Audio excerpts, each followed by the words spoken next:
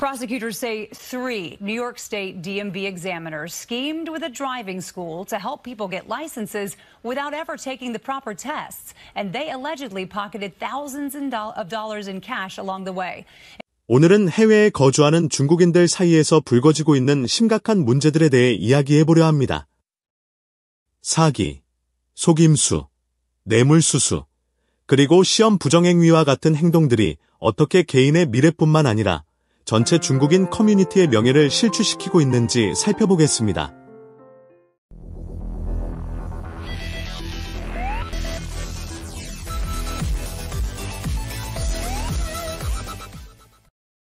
먼저 뉴욕에서 발생한 충격적인 사건입니다.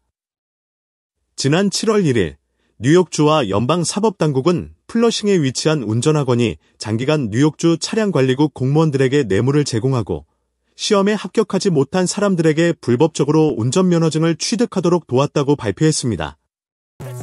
면허 취득자의 대다수는 중국계 신규 이민자였으며 심지어 일부는 운전 경험이 부족하거나 영어 소통이 불가능한 상태였습니다. 검찰은 이 사건이 뉴욕시 교통안전의 잠재적인 위험을 초래할 뿐만 아니라 국가안보 위험까지 내포하고 있다고 밝혔습니다.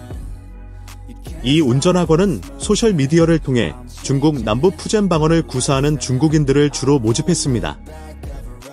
이들은 학습 면허증 소지자에게는 1,600달러, 학습 면허증이 없는 사람에게는 2,000달러를 받고 시험 합격 보장을 내세웠습니다.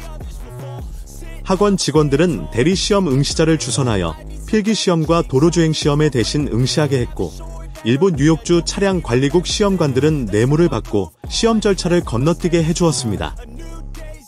현재 학원 책임자 비서 대리시험 응시자 그리고 3명의 뉴욕주 차량관리국 시험관 등 총 24명이 체포되었고 14명이 기소되었습니다.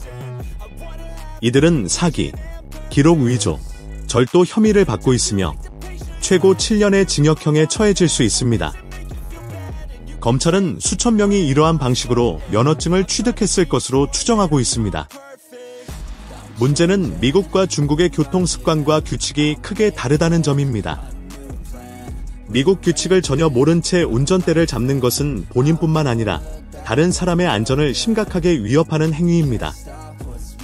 현재 교통안전국에서는 해당 운전학원을 통해 면허를 취득한 사람들을 대상으로 일괄 조사를 시작했으며 면허 취소는 물론 법정 출두, 전과기록 심지어 신분 유지에도 영향을 미칠 수 있다는 이야기가 나오고 있습니다.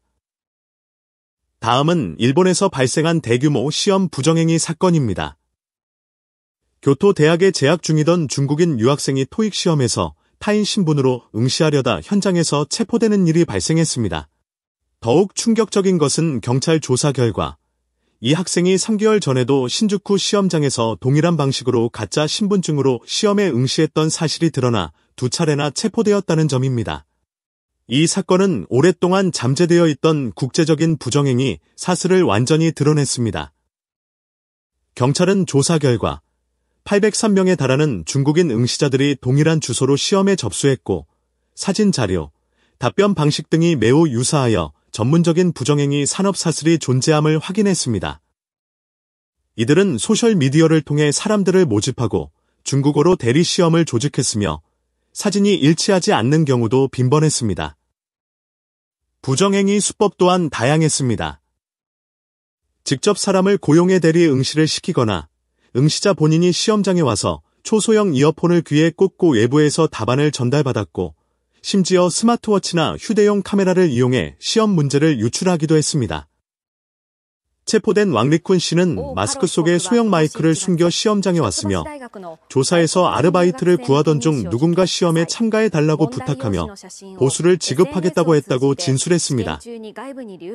이로 인해 2023년 5월부터 2025년 6월까지 부정행위에 연루된 803명의 중국인 유학생들의 토익 시험 성적은 모두 무효 처리되었고 5년간 토익 응시 자격이 박탈되었습니다.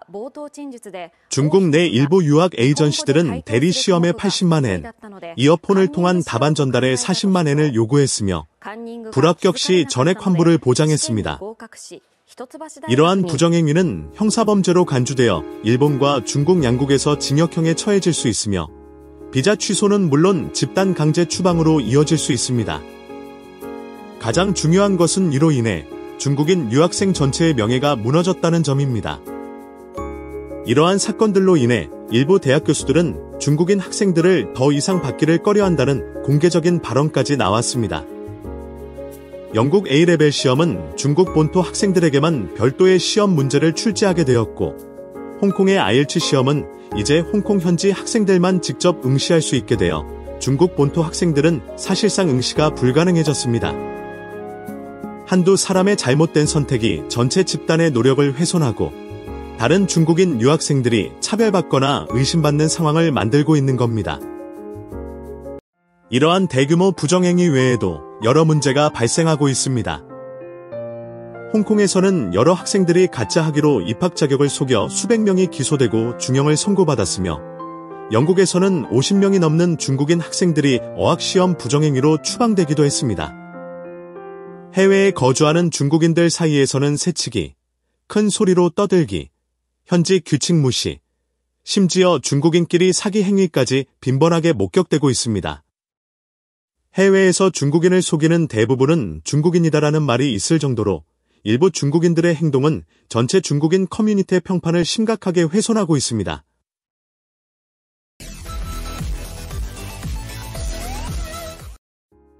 이러한 사례들은 해외에서 일부 중국인들이 저지르는 잘못된 행동들이 얼마나 큰 파급 효과를 가져오는지 보여줍니다. 단기적인 이득이나 편의를 위해 편법을 선택하는 것은 결국 개인의 미래를 망칠 뿐만 아니라 성실하게 살아가는 중국인들의 노력과 명예까지 짓밟는 행위입니다. 해외에서 살아간다면 그 나라의 법과 문화를 존중하고 책임감 있는 행동을 통해 스스로의 가치를 높여야 합니다. 하지만 해외에서 벌어지는 이런 중국인들의 불미스러운 행동들은 결국 더 큰 대가를 치르게 되며 해외에서 중국인에 대한 이미지 실추라는 더 큰 문제를 일으키고 있다고 하겠습니다.